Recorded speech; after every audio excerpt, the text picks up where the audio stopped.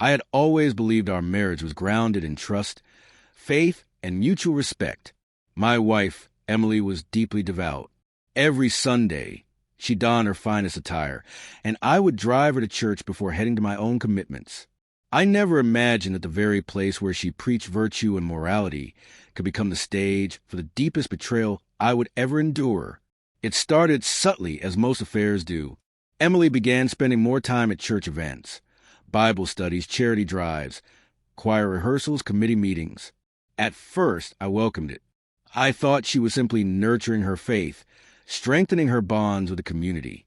But an unease began to grow inside me, a quiet alarm I couldn't ignore.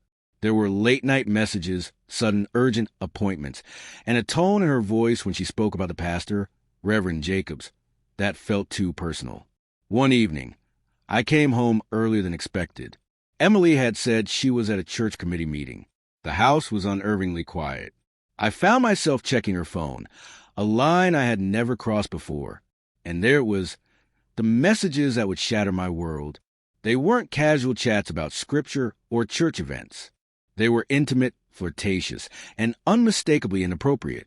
I sank onto the couch, hands shaking, staring at the screen, struggling to grasp how someone I trusted completely could betray me in such a sacred setting.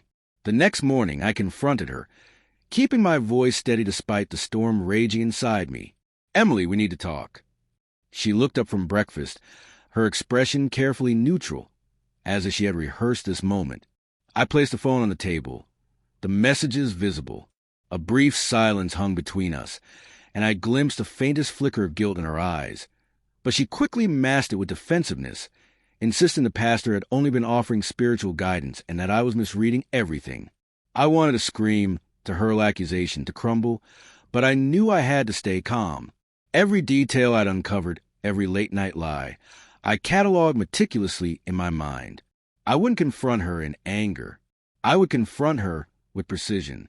I needed her betrayal to be exposed, undeniable, not just to me, but to the very community she had used as her shield. I realized this was no longer merely about personal pain. It was about justice, truth, and revealing hypocrisy in the very place she had cloaked herself in virtue. In my mind, the path became clear. If the church preached morality and sin, Emily's betrayal would serve as a lesson. I began observing, noting every interaction between Emily and Reverend Jacobs. I didn't act impulsively. Patience became my ally. I attended church occasionally, blending into the pews, watching from a distance.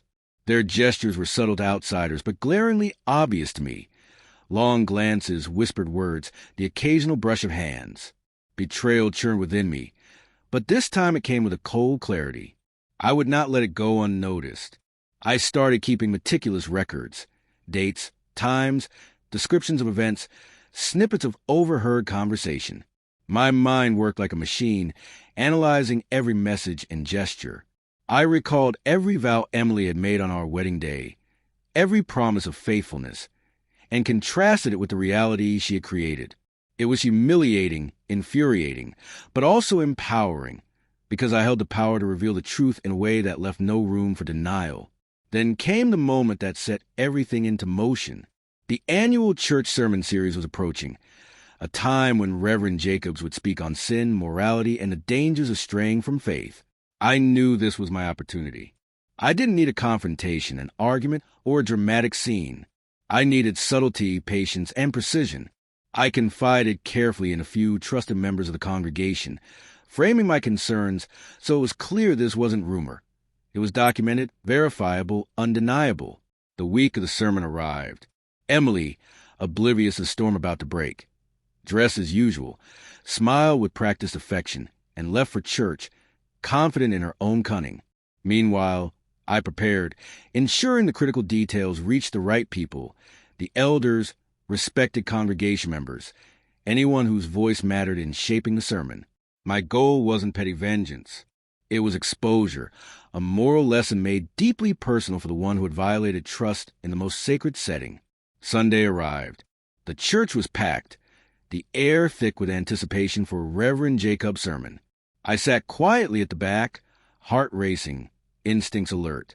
Emily entered, radiant as always, unaware of the careful orchestration behind the scenes. She greeted familiar faces, exchanged pleasantries, and settled into her seat. When the pastor began speaking about betrayal, misuse of trust, and hypocrisy cloaked in piety, I saw the subtle shift in her demeanor. Her smile faltered, her eyes darted nervously.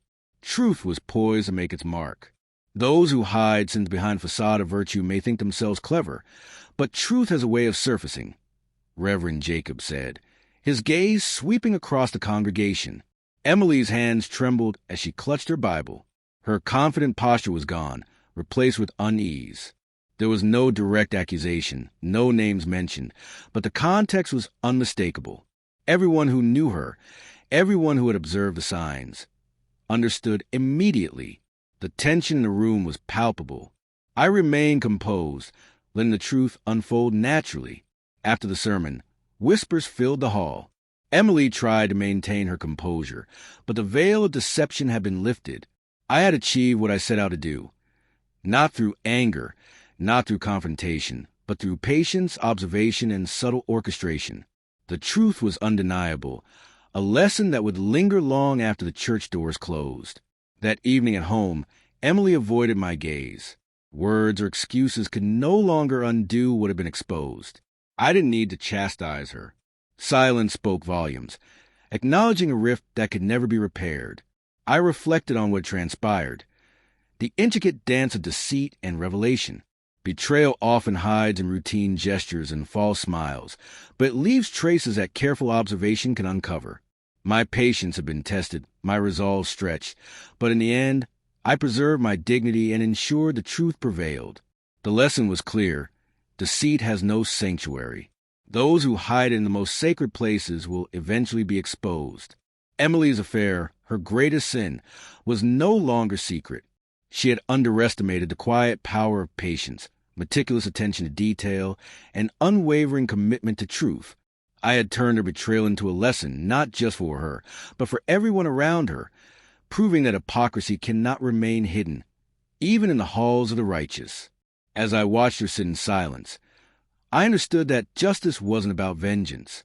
It was about clarity, consequence, and affirming values I would never compromise.